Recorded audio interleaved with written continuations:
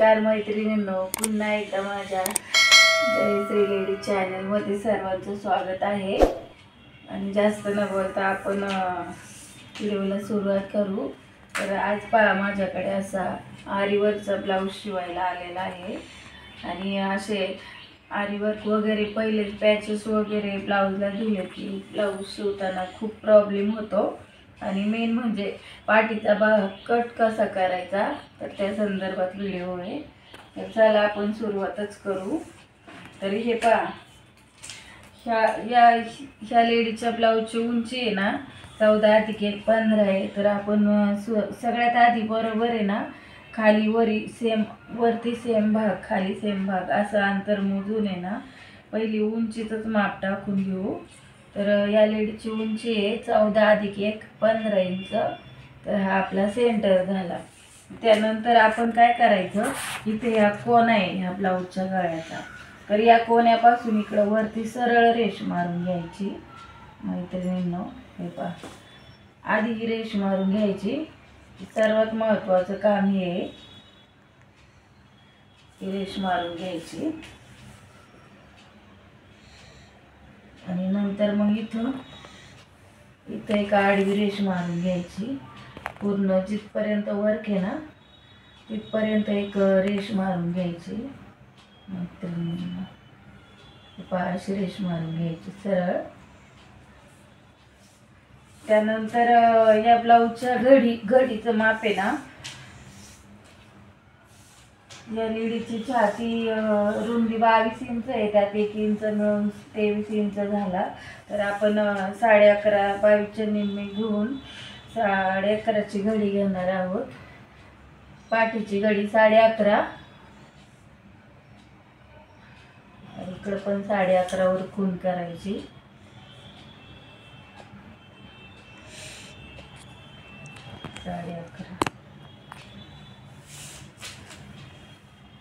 त्यानंतर पहा इथं आपण आता पहिल्यांदा ही गळा रुंदी काढून घ्यायची। तर इथं पहा आपल्याला शिवण्यासाठी फक्त इथं आहे ना अर्धा इंचाचा गॅप ठेवायचा, शक्यतो मोजून घ्यायचे अर्धा इंच इथं, आणि या साईडला अर्धा इंच असे सेंटर मोजून घ्यायचा। त्यानंतर हे पहा असं गळ्याचा आकार द्यायचा, जसा आकार आहे ना तसा आपण आकार देऊन घ्यायचा।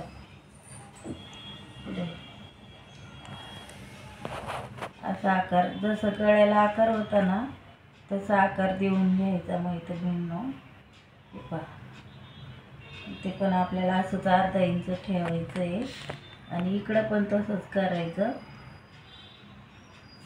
मी सांगते या पद्धतीने तुम्ही ब्लाऊज हे कट केलं ना आरीवर्कचा, तुम्हाला अजिबात प्रॉब्लेम येणार नाही। आणि अशा सुंदर स्ट्रिपसाठी नक्की जयश्री लेडीज टेलर चॅनलला सबस्क्राईब करा, बेल आयकॉन ऑलवर प्रेस करा आणि सर्वात आधी माझे नवीन व्हिडिओ पहा। तर इथं पाहू शकता, इथं आपल्याला शोल्डर घ्यायचा आहे 3 इंच, पहा इकडून 3 इंच। तुम्ही म्हणताल आपण घडीव घेऊ शकतो, तर चुकून पण अशा घडीवर माप टाकायचं नाही, कारण आपलं ते माप चुकतं। त्यामुळे आपल्याला हे पूर्ण दोन्ही भागाची माप टाकूनच घ्यायच्यात, कारण हा भाग कधी कधी कमी जास्त होतो, कधी कधी एका साईडला जास्त येतो, हे कधी कधी मुंड्या कटिंगमध्ये जातं। त्यामुळे मी सांगितलंय ना या पद्धतीने तुम्ही ब्लाऊजचं आरीवर्कचे ब्लाऊज जर असतील ना तर असेच कट करायचे। आता इथं मुंडा उंची टाकायची 6 इंच आणि इकडं 6 इंच टाकायची। मी तुमच्यासारखंच एकदा घडीवर माप टाकलं होतं आणि माझा ब्लाऊज अख्खा चुकला होता। नशीब तो ब्लाऊज कस्टमरचा नव्हता, माझाच होता। खूप प्रॉब्लेम होतात। आणि इथं आपल्याला घडीचं माप आहे 11.5 इंच, तर हे माप घ्यायचं इथं 11.5 इंच। ज्याला परफेक्ट ब्लाऊज शिवायचं ना त्याला वाटेल वेळ लागतो ह्या अशा मापांना, पण जर परफेक्ट शिकायचं असेल तर तुम्हाला हे करावंच लागणार, नाहीतर तुमचा सगळा ब्लाऊज चुकतो जर काय तुम्ही घडीवर कट केला तर। त्यामुळे मी सांगते ना या पद्धतीनेच तुम्हाला ब्लाऊज कट करायला लागेल, तरच तुमचा ब्लाऊज एकदम परफेक्ट होईल। इकडं पण सेम तसंच, इथून परत 11.5ची घडी जिथे येईल तिथं आणि इथे रेष मारून घ्यायची.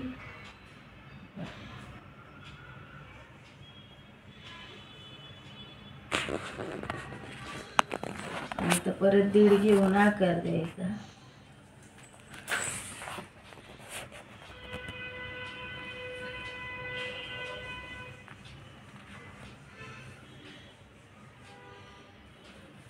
आणि आता इथे घ्यायचं आपल्या उंचीचं माप. पूर्ण उंची आपली किती आहे? 15.5 इंच आहे. म्हणजे 14 अधिक 1 15. ते 14 अधिक 1 15चं माप. अशा खुणा करून घ्यायच्या जागोजागी. इथे पण तसंच करायचं. सॉरी, इथून घ्यायचं माप 14 अधिक 1 15. आणि इथं हाफ सेंटर आहे आपला. हा मेन सेंटर आहे. हा इथून मोजायचा आणि इकडे परत 15चं 11.5चं माप टाकायचं. म्हणजे आपले खालचं पण माप एकदम परफेक्ट येणार. आणि असं मी आरीवरच्या ब्लाऊजला तुम्हाला मेहनत करावीच लागणार आहे. जर परफेक्ट मध्ये तुम्हाला जर कट करायचं असेल तर.